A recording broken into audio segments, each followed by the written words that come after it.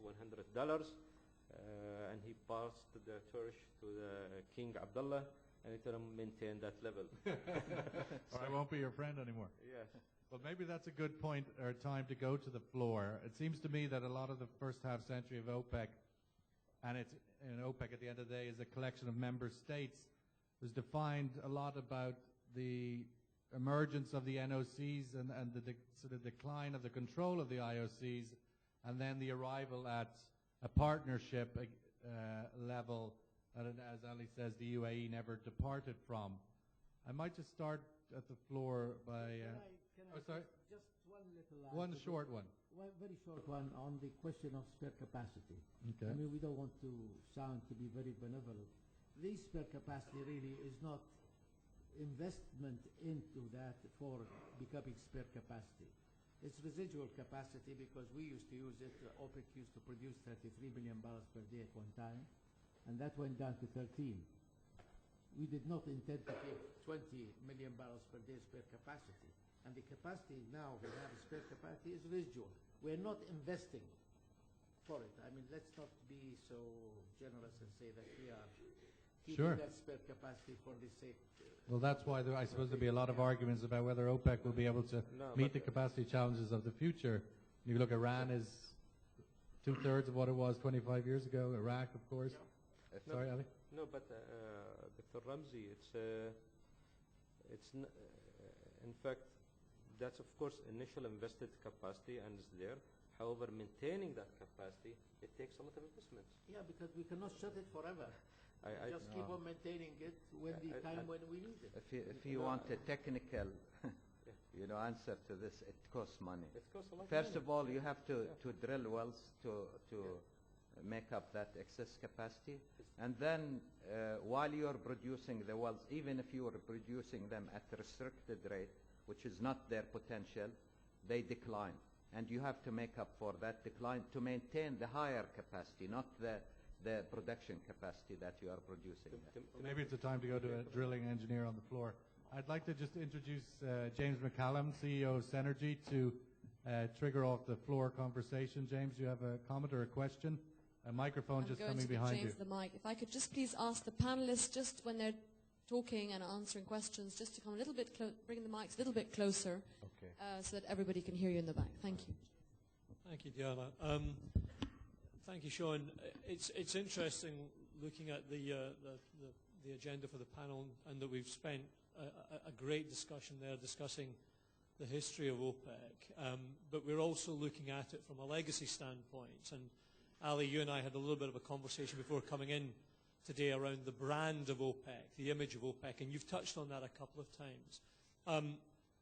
Synergy, the company which I have the pleasure to lead, is arriving into the region now, just as OPEC is turning 50. And therefore I look very strongly to what comes in the next 50 years, which is pretty traditional when anybody turns 50, to look beyond, if you like, the history. If we return to that point around image and brand, there's been a great deal of discussion around the pricing point, the influence of OPEC over price, and obviously pulling that back to supply. What I would like to hear from the panel is, as you look forward from where OPEC is right now and the role that it will perform over the next 50 years, and I think 50 is too big a window, but if you look over the next 10 and you're reshaping that image or reforming that brand to get to where you want to get to, how do you see OPEC playing a role in moving away from simply being seen outside of the region as a pricing organization and move it to something else? And Imad, you touched on the development of technical excellence in Saudi Arabia, the building of skills, etc., etc. The industry is about to enter perhaps its greatest challenge going forward, which is access to the kind of technical skills that companies like Synergy, I'm delighted to say, bring to the region. How do you see OPEC playing a leadership role, a thought leadership role, in moving forward into a different area other than simply price or supply? Competing with Google, I suppose that's the challenge. Okay. Ramzi, jump. As long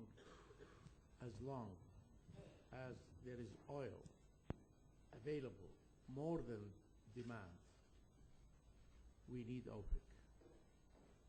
As long as there is more oil than demand, then we need OPEC to regulate things. OPEC today manages pricing through production. Those who say that, well, we leave it to the free market, they are not telling the whole truth. OPEC manages production so as to set a certain price, which I think they should sooner or later declare that and see what their target is and what they are. But what about the point he's making, and that is to move away from being branded as a price-fixing organization? It's not a price-fixing organization as such, because we've seen times when things are out of control and they cannot do anything about it. When prices went up over $100, making more crude available does not help. But I'm talking about, because he asked questions specifically over the next 50 years, or let's say in the future. As long as there is more oil than needed, then we will have to have OPEC. Once we reach a level or a position when there is no need to control things, all the oil which will be produced will be sold at reasonable prices, or whatever the market decides at the time, then there is no need for OPEC. Ali, please jump in. Yeah, I'm slightly different than Dr. Ramzi over here. Just into the mic. Yeah, I think you hear me clear, I believe. Or I may hear myself clear. What it's really, I believe what OPEC been reaching now, it's a good model for the next 10 to 15 years. Why I say this? OPEC already has created a good image so far. Departed already from the fixing pricing and being, I would say, perceived as a political organization. So that's something we need to capitalize on for the next 10 to 15 years. That's something we need to capitalize on, I would say. Another important area over here, that and a challenging area, the cohesion of the OPEC in decision making and the compliance of the OPEC member countries to whatever decision is taking. Okay. Another challenging area, how to work together with some member countries who are making, I would say, huge investments in their upstreams, and how it could be materialized to be a sustainable, how to move forward with this. Imad, please. Yeah, I have a different view here. We're in an era of information and media, and we have to invest more in educating the world about the situation, whether it's the production or consumption. Okay, as you may be aware, most of you are aware, 1 billion barrel of oil is traded a day based on speculation.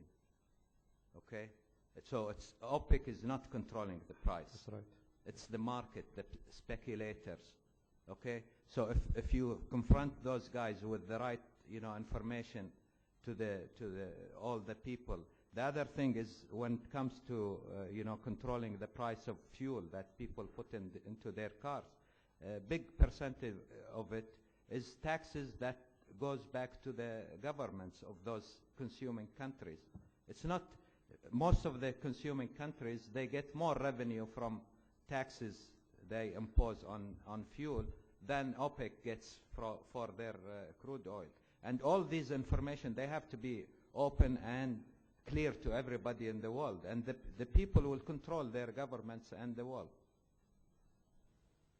I just wanted to give James a chance to rebut or respond quickly if there is a response to that. I don't know if they answered your question or not, but just quickly a comment back. Thank you, Sean. I'm actually going to say no, not fully, because I guess and maybe my question wasn't concise enough. I'll put it slightly differently. As you look forward for OPEC going forward, our industry, has lived, if you like, with the fracturing message that has been projected by individual companies over the course of the last 50 years, and indeed individual governments over the course of the last 50 years going forward.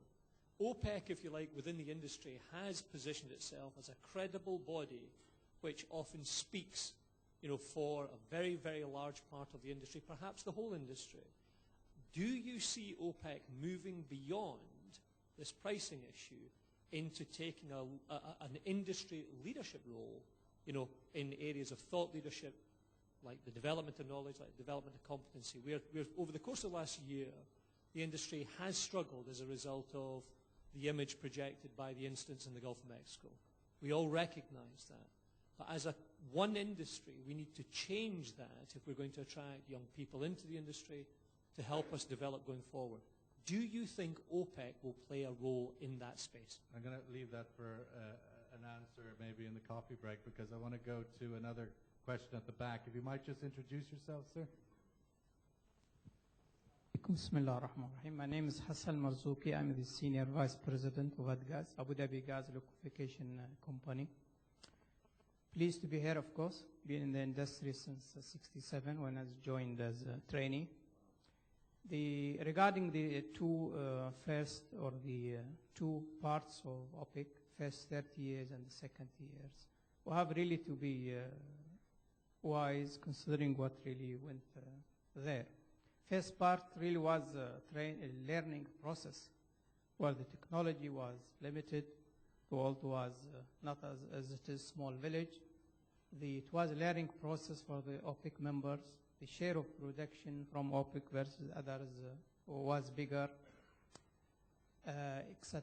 Now, of course, the second part or the second 30 years, OPEC has managed their quota issues and the stability of the market very well since then. Therefore, really much less complaint. My question really regarding the OPEC parts in